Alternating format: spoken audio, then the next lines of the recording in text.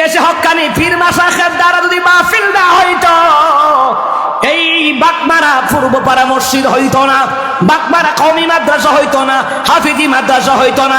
এই দেশের হক্কানি পীর মাশায়েখ আলেমদের বয়ান শুইনা দেশের জনগণ মসজিদ করার উদ্যোগ নাই, মাদ্রাসা করার উদ্যোগ নাই, মাহফিল করার উদ্যোগ নাই। কারণ এই দিনের কাজগুলি যারা করে আল্লাহ আযাব গজব থেকে আমার মাওলা বাঁচায়া দেয়, ঠিক কিনা?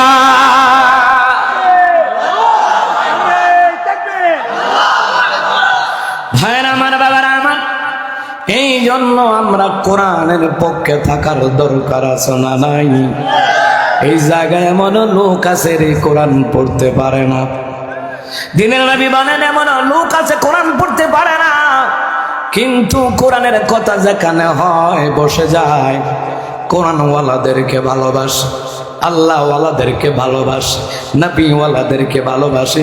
মনে রাখবা, যার সাথে যার মহাব্বত হবে তার সাথে তার হাসর করায়া দিবেন কে?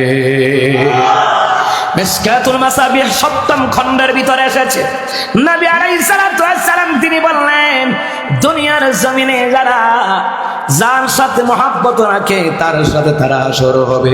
নবীর একজন সাহাবী সূরা নিসার তাফসীরের ভিতরে ইবনে কাসিরের বর্ণনা এসেছে, যার নাম হলো আব্দুল্লাহ দৌড়ে এসে কয়, পয়গম্বর, আমি তো আপনার জীবনের চাইতে বড় ভালোবাসি।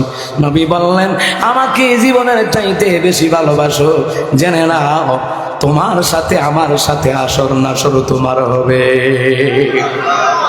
সুতরাং দুনিয়ার জমিনে যারা কোরআনওয়ালাদের সাথে থাকে, কোরআনওয়ালাদেরকে ভালোবাসে, আল্লাহওয়ালাদেরকে ভালোবাসে, নবীওয়ালাদেরকে ভালোবাসে, তাদের হাসর নাসর তাদের সাথে হবে।